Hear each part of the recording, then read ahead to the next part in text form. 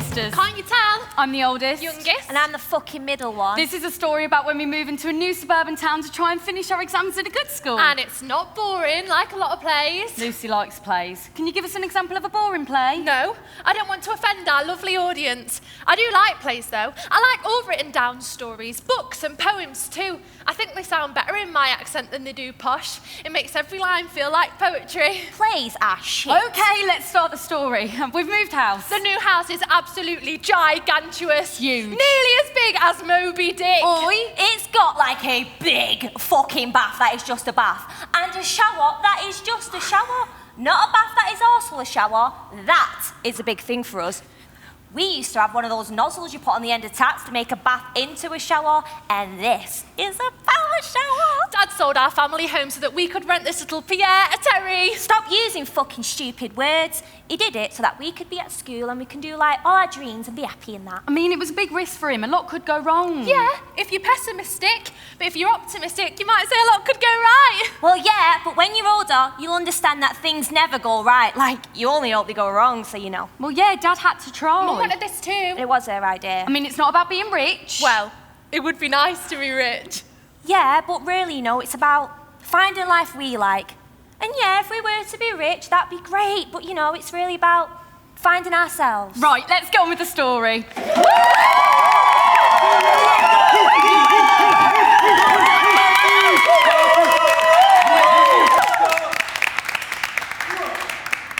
Hi. I can't pretend I'm not gutted about losing, but you voted Scott to be your new student president. He won, fair and square, so congratulations, Scott. I hope it's worth it. I really do. Although I'm walking away from here a loser in some people's eyes, I still feel like a winner, because I've learned some really important things. I didn't get everything right over the past couple of months. This is all new to me, and I hope people can understand that and forgive me and see that it all came from a good place. It was Emmeline Pankhurst that said, "Men make the moral code, and they expect women to accept it." They have decided it is entirely right and proper for men to fight for their liberties and their rights, but it is not right and proper for women to fight for theirs. 100 years later, and it still feels like we've not moved forward at all. Since the day I decided to stand for student president, I've been put through it. Attacked online, attacked in person, and you can all stand there and pretend it was for a million different reasons. Pretend it was my fault. I asked for it because I'm annoying or whatever. But deep down, we all know the only thing I did wrong was be a girl who spoke up. A girl who refused to stay silent. And even though I lost, I'm still not gonna stay silent because this stuff is too important to keep ignoring. Strong people don't put others down to make themselves feel better. Strong people lift others up. I am a strong person, and I'm going to use that strength to keep going, to listen, to communicate, to lift others up when they're put down, and most of all, to continue the fight for my and every other woman and every other person's liberties and rights. Because we could all do with being lifted up at the moment. He's lucky he didn't do that in front of me. He's fucking lucky. Because I would have killed him, Sonia. On the Bible, I fucking swear to you, I would have killed the cunt. You know something? God forgive me, yeah, but I hope he teaches from her again. I hope he teaches from her kids, from her mum, from everybody she knows, from some fucking blind. And I hope I'm there when he does it. I'll walk right in it, catch him in the middle of it. It'll be worth it, Sonia. Because then watch me, I'll grab the first thing that comes to view. I don't care what it is. Telephone, microwave, a fucking hammer. I'll bury it into the fucker's head. That's an over the fucker. Watch the fucker bleed to death and laugh my fucking ass off. So anyway, Sonia, how are you? You right? No. Oh, Daddy, that's fucking brilliant. So when did he ask?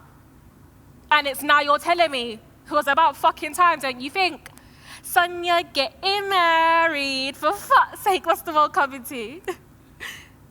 What? What you mean you gotta go? This girl makes me laugh, man. You tell me you're engaged and you gotta go. Sit your ass down, woman. Yeah, I suppose you gotta go then, innit? Go on, move, you fucking lightweight. But you best come in when you get back or I'm coming over there to kick us your black ass, you get me? Yeah, you too, darling. Be good, yeah? Love you too. Yes.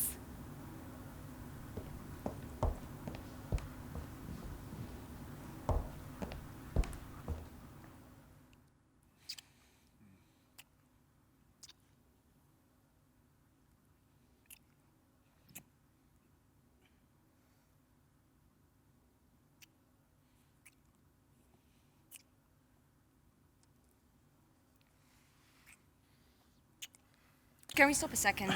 Again? If we're going to do this... There's no if, so please don't start with that. I'm not starting, I'm just saying that if, not if. Because we're doing this... We are. You're going to have to... I am. Let me finish. You're going to have to relax because this should be beautiful and... I'm fine. You're fine? I'm fine. Okay, good. Because, and it's just... Maybe I'm reading this all wrong, but the way you're being towards me is sort of giving off a lot of hate.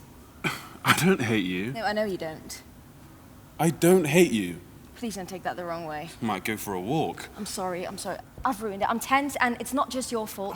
What isn't fault? What is? No, stop. Maybe it's just me then. I was there. I was ready. Yes, I know. And I needed to feel, I don't know, sacred or not sacred, but yes. And you've got that porno look in your eyes. I can't help the way I look. That look that murderers and men in porn films have. I'm concentrating. Scares me. Really? Do you feel this a lot when you... No. Sometimes I just want to get inside you. I just want to open you up, split you apart like you're a... Okay. And in the right context, that's fine. That's more than fine. But this is different. Aren't you thinking about what it means, what we're doing, the thing beyond the moment? Honestly? Yes, honestly. I'm just thinking about the moment. Okay. In that moment, I'm not thinking, I'm just my cock. And my mouth and my hands looking Yes, at you. all right. Fucking hell. Need a big laugh or a big cry?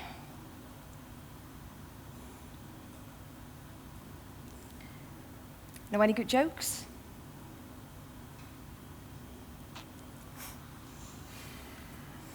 We won't sleep now, will we? Not for a while. We can try again. I'm glad we talked about it. We can try again. Yeah. We will. Not right away, though. No, okay. I think my mum first knew when I was about 6. I came in from school one day, dead upset, and Mum was like, "What's the matter? It's not fair. What's not fair? Girls get to wear dresses and makeup and high heels, and boys don't." And I think that was the first inkling. But she never stopped me getting the knee-high boots out of a wardrobe and prancing around in them to Shania Twain. I just did whatever I wanted, and she never said a word. But my biggest hero, though, was my nonna. Imagine, larger than life. Dead loud, because she was half deaf and she wouldn't wear a hearing aid. And the freest spirit you've ever met. She defo knew. And I go to her house sometimes, and she'd play music. Do you believe in life after love? And she'd get a material and sit at her sewing machine and make me something, dress up like. And she'd put her makeup down from my bedroom and let me plaster myself in her bronzer pearls and dark red lippy. And then she'd pick me up and stand me on the kitchen table, and I'd do a concert for her and my teddies and that. And I think back to moments like that, draped in some shiny brown silk or blue organza, face like a pack of melted crayons, screaming the lyrics Dancing Queen.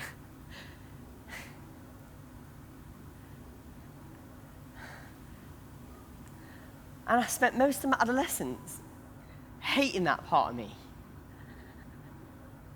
Hating who I was. Annoyed at my nonna for encouraging it.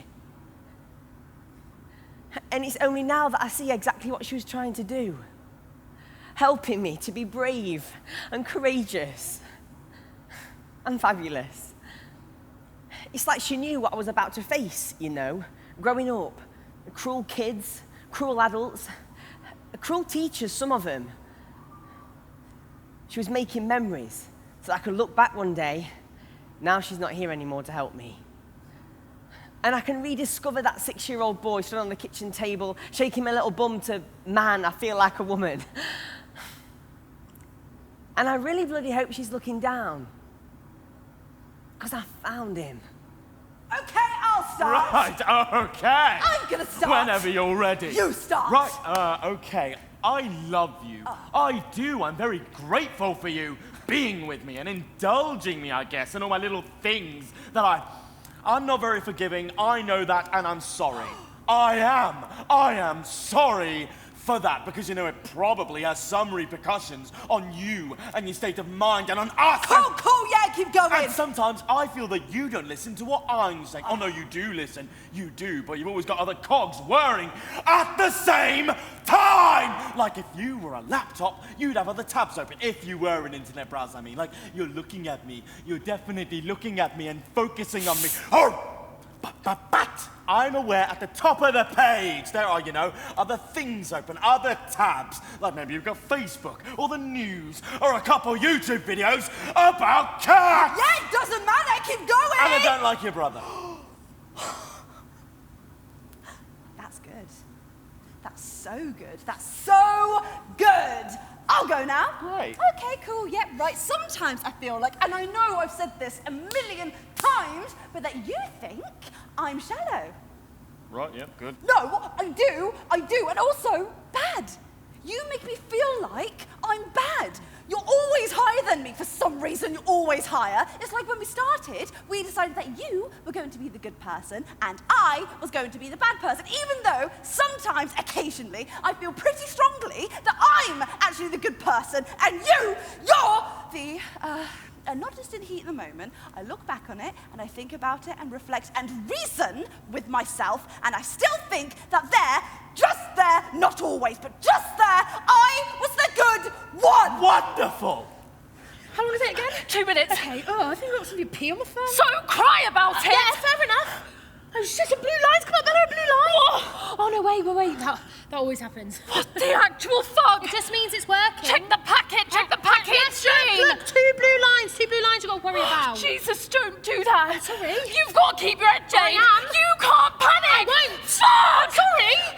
This is bullshit. Isn't this bullshit? Absolute bullshit. Fucking tosser. Am I right? Of course, absolute prick. Oh, I don't like condoms. They're too small. It ruins the moment. Fucking arsehole. Oh, I'd like to see him wedged in a bathroom peeing on a stick. Well, he doesn't have to. How fucked up is that? Absolutely fucked up. I'm as pure as the fresh-driven snow. Fuck stick. Prick ass. Still, you let him. Pardon? I'm just saying you could have insisted, right? Whose side are you on? Yours. Well, I'm just saying it's an embedded societal attitude. Well, you've said that a few times. Don't sheath the penis. You might scare it.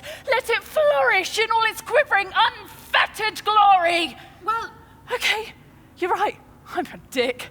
No, I'm just as much to blame. I need to get a grip. course not. Stop being such a slut. you're not a slut. Yeah. Yeah, right. but so what? So what if you're a bit slutty? Exactly. Why should you have to apologise? Oh, for it? I'm not apologising. Too fucking right. Men don't have to apologise. No. Is it time yet? No.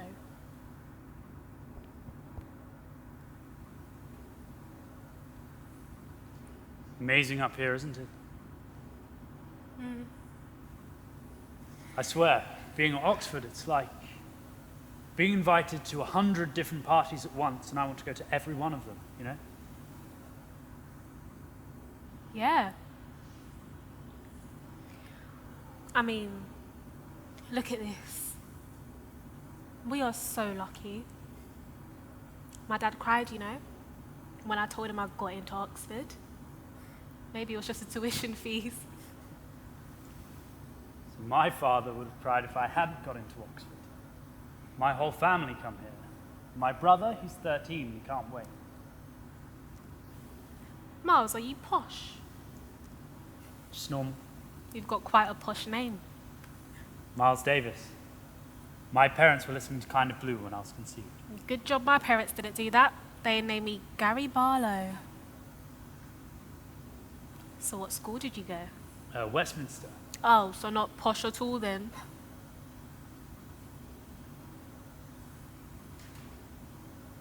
I've got a bottle of tequila back in my room if you wanted to come back after. Let's not spend the next 3 years avoiding the person we shagged in Freshers Week. Oliver! No! Carry on! It's good that we're airing this while we have this fleeting window of opportunity. See there, just there, the fleeting window of opportunity. What is that? The way you say things. Sometimes I think you use big words to make yourself feel better and me feel worse. Is it some kind of male dominance thing because my paycheck is bigger than yours? Is it you saying, I'm doing what I love because I love it? You're a sellout. You're driven by money and security. But me, well, if I wanted to be a sellout, if I wanted to be successful, then I'd use all the big words in court and people will listen to me because I'm clever in an obvious way. A lot of what you say sounds like that sometimes. A lot of our conversations feel like that. Cool. Right, can I jump back in, or have you got more to... Yeah, do it. Go for it. Just to say, this is great stuff, real exercising stuff. Uh-huh. So I don't like what you do. I know you think I don't like what you do, and I know you hate me for that. And for not understanding that your mum worked in Tesco, and your dad barely worked at all. So you have this thing about achievement, and I love you for that. Obviously. And I know you think you wanted to be a lawyer, but I mean, come on. You had passions and stuff. Right! Good. I really feel like we're making, like you said, it's the exorcism thing. We just say it and then poof, it's gone. Right, yeah. Poof. Is there anything else? Nope. Really? Nope. Right. Okay, great. Oh, and I love you. Right, help me choose. Is it this one? Or this one? Show me again.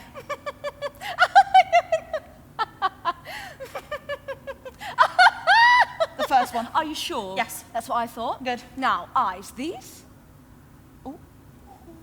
Or these?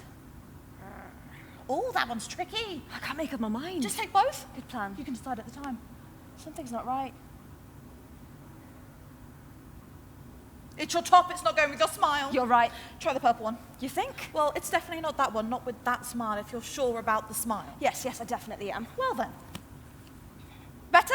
Much. Well, I'm all set. You're perfect. Just need my coat. Which one? There is only one. Oh, yes.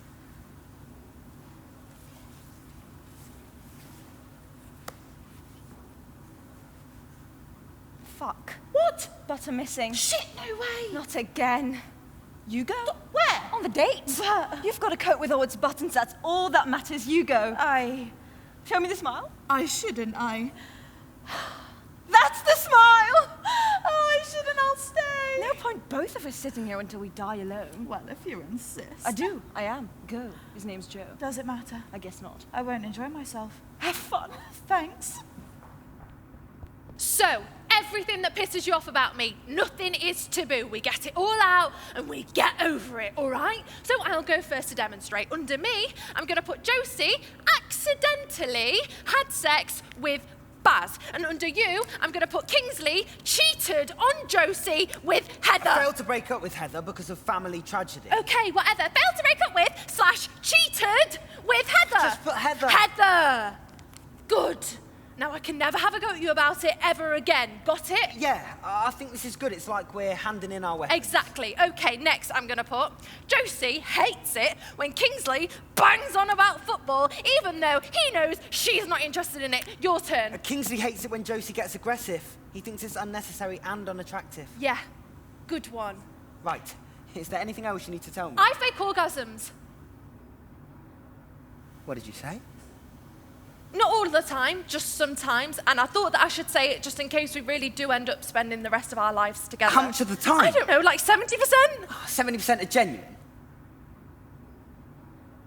70% are fake. I'll put 65. Don't put it if it's not true. Split the difference, 66. Great. Now everything on this piece of paper is officially forgotten about. Woohoo. Yep, I've got something else. So in bed, sometimes Sometimes in bed, okay, I know that you do this whole love thing and you're staring in my eyes. Like, right in my eyes while you're, you know, and it's a bit... And I like that you're so responsive to me and caring and intent on me, you know, and it is so nice. Boy, is it nice, really. But sometimes I'm just a bit, I don't know, it's hard to think of. Now, bored isn't the right word. Okay, yeah. Sometimes I want to feel sexy and powerful, like we could be Basic Instinct or Brokeback Mountain. I just wish you'd have at me once or twice. I don't want to be sensitive or loving. I don't want to feel like your entire life has been leading up to the moment where you put your thing in my... I want you to be strong Stop.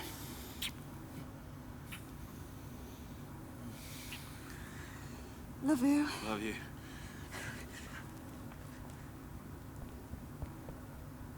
I think I'm getting a bit addicted to weed. I don't feel anything. That's dangerous. And then the paranoia hits and I am shitting myself that because of me, we're all going to have to go back. James says he feels really sorry for me, says he's going to do me a favour. I'm thinking, what could this be?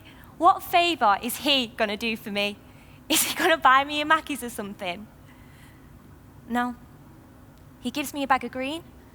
Says if I take it to another boy's house, he'll give me 20 beans. Why the fuck would I do that? I'd never even seen drugs before I met these guys. Why would I do that? Is it because he thinks of where I'm from that I'm a drug dealer or have some fucking relevant experience in the field? Dad needs it. Mum needs it. Fucking even Susie needs it. My whole body is resonating like, don't fucking do it. And my mind is telling me I should so. So I do it. I whack it in my bag. I am mad. Lads! And I fuck off. Decision made.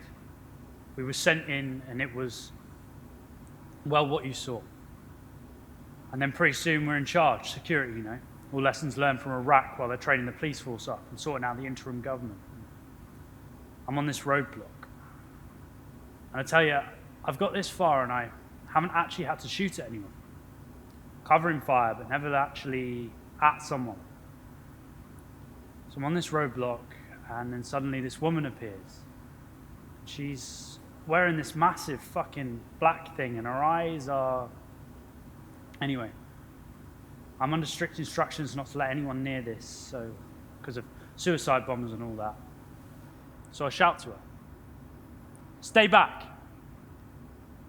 But she's moving towards me. She's getting faster and faster, so I pick my gun up and I'm gesturing and shouting like, stay back. Now she's running. I can see her eyes. Because I'm looking at her eyes. In fact, all I can fucking see are her eyes. And I can't tell if her eyes are scared and that she's running towards me for help. Maybe she's a mother with children and these are the eyes of a loving woman, or no. They're angry. And she's highly trained and fucking evil. I don't know, but I know I have to make a decision now. And the training is just fucking do it. And in the end, we can't risk it, so I open fire. And I shoot her across the chest, and one goes into her head, and she falls quickly. There is loads of blood, and what I can't deal with is that I still don't know. Turned out she didn't have a bomb. She had a knife. And we don't know if that was for self-defense or to do some proper harm.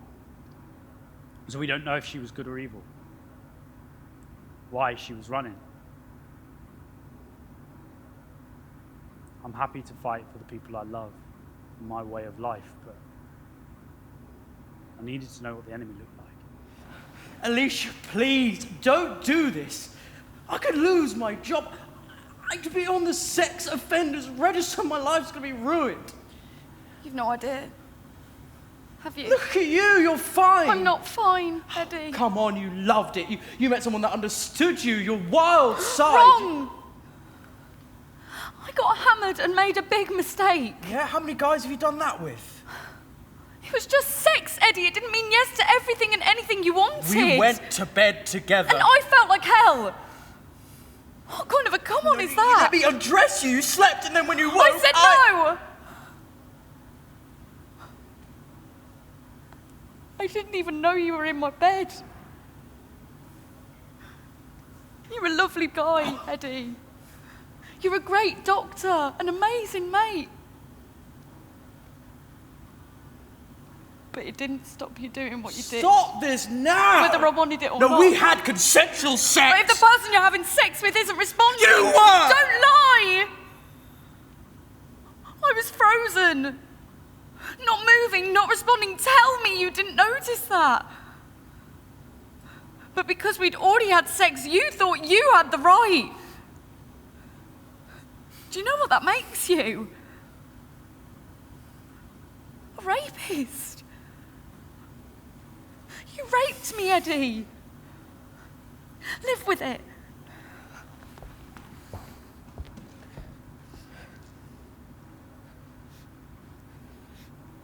You're safe here. Am I?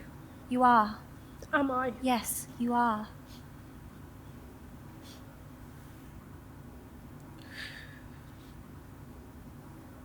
It's like a veil, a mist,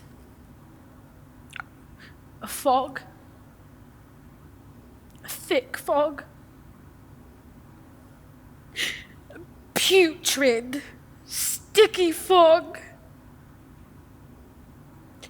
It's in my eyes, and my ears, and my mouth, and my nose. And in every pore of my body, and on my feet, and all over my hands, and in my heart. And it will never go away. Never. Please don't make me go out. And Lucy, why are you here? Because my life's chaotic and out of control, and I've been attacked, and I think my life may now be in danger.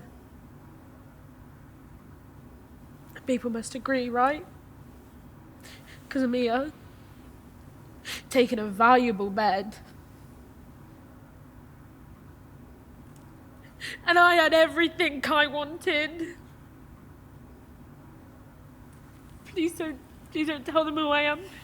Please don't tell my mother who I am. Lucy, why are you here? So I can detox, so I don't die. Why are you here? I don't know why! Because all I want to do is die. It would be better for everyone else concerned. You don't mean I that. do, I really do. What's the point of me being in this world? Why should I get to live and breathe when I'm no use to anyone, and I'm no more than a never-ending source of danger and utter heartbreak to everyone I know and to myself? I have broken my own heart. Look, Michael and I are together. We're a couple. I'm sorry I didn't tell you. I didn't plan it. I was out and saw Michael and said hello. We got talking, and it came out that he always quite fancied me a bit, but couldn't do anything about it, obviously, because we were best mates. And I said I'd always quite fancied him too, so he said maybe we should just have a kiss. Well, we're both single then, just get it out of our systems, so we had a kiss. And then the kiss carried on, and we ended up having sex, which I'm not proud of, but it was bad because the condom broke and I had to get the morning after pill, which was fucking awful. And I was terrified because I thought I was going to have a baby, and you know how much I fucking hate babies. And I wanted to tell you, I really did, but I couldn't, and I felt really guilty.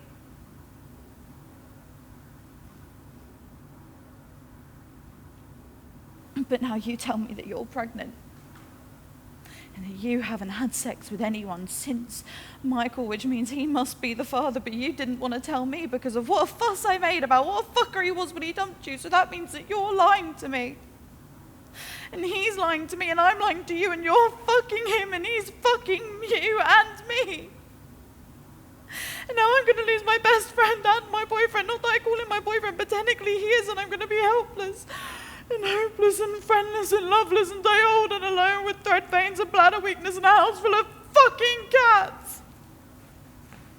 Kay, look, I know that you're one of the most popular girls in school and that you barely know how to pronounce my name or use proper grammar. But I've had a crush on you ever since the first day of school when you ignored me, right up until this afternoon when you ignored me in the cafeteria lunch line. Some might say ours is a misunderstood romance. I remember back in Miss Souplanger's class, I wrote you a poem. It said, "Roses are red, violets are blue. You're not very good at maths, but I really want to help you." And my friend said that you tore it up in disgust, but I knew that you were ripping up confetti to celebrate our new-found love. Look, I know that you've been pretending to ignore me for all these years because secretly, deep down, you know that you like me as much as I like you. Probably even more. Well, Kay, you don't need to be scared or shy anymore because I'm going to make both of our dreams come true. So, Kay, will you go to prom with me? So when did they use the kilns? I've just told you, they don't use kilns. There are no kilns. You're telling me you don't have to heat up milk to turn it into cheese? That's exactly what I'm saying. You don't get cheese just by cooking milk. But that's how it was discovered, by leaving milk on a hot stone and it turned into cheese. That isn't true. That's how they used to store it when they had too much milk. They didn't have fridges, David. I accept that, Rob. Well, then how did they turn the cheese back into milk? They needed the kiln. You can't turn cheese back into milk. Apply heat to cheese and you get melted cheese, not milk. You don't know what you're talking about. I know how cheese is made. Oh, really? Yes. You take the milk and then you leave it to... Not ferment exactly. You scrape off the... You separate the curds and the whey. This isn't a nursery rhyme, David. And then you leave it till... No, you put it in the kiln till it forms a hard skin so it doesn't fall to bits. Cheese doesn't form its own skin. You put the skin on. They put the skin on? Yes! Did you hear what you just said? They put the skin on? Oh, so you think Edam has a red skin because of the temperature that it's baked? I'm not claiming to be a fucking scientist, David. I'm just saying... Well, how did they put the skin on? I don't know how to put the fucking skin on. What are we talking about? I didn't start No, it. I didn't start it. No, you've got a problem. There's a lot of anger. Sir!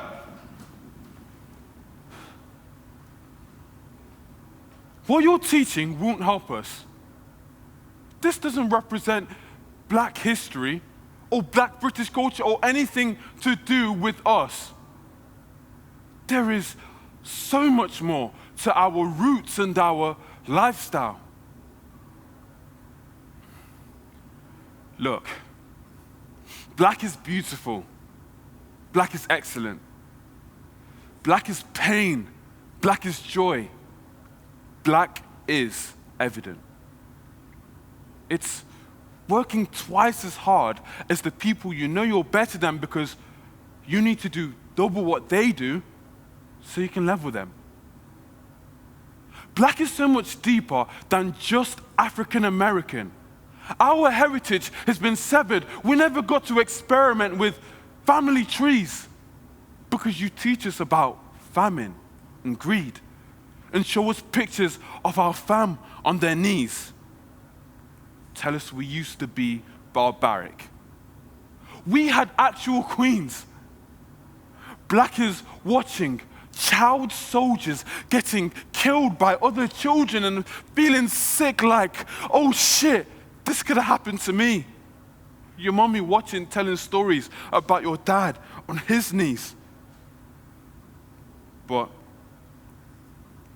the blacker the berry, the sweeter the juice. The blacker the berry, the sweeter the juice. A kid dies. The blacker the killer, the sweeter the news. So blacker the killer.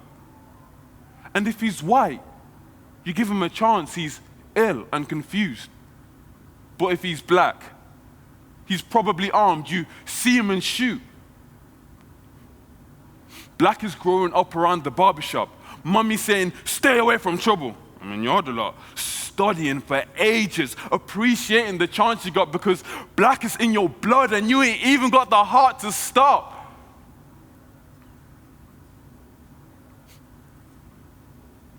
Black is so confusing, but the culture, they're in love with it. They take our features when they want and have their fun with it. Never seem to help with all the things we know that come with it. Loud in our laughter, silent in our suffering. Loud in our laughter, silent in our suffering. Black is being strong inside the face of defeat. Poverty made me a beast. I battled the laws on the streets. We all struggle. But you struggle in a struggle like me. Well, how can it be when your people gave me the odds that I beat? I mean, fucking hell. What about my brother that was stuck in jail, that couldn't bust the bail? He held a burden, he's got to live with it. Black is being guilty until proven that you're innocent. Black is saying, free my fucking niggas stuck inside the prison cells. They think it's funny. We ain't got nothing to say to them. Unconditional love is strange to them. It's amazing them. Black has got the sweetest fucking flavor. Here's a taste of it. But black is all I know. There ain't a thing that I would change in it.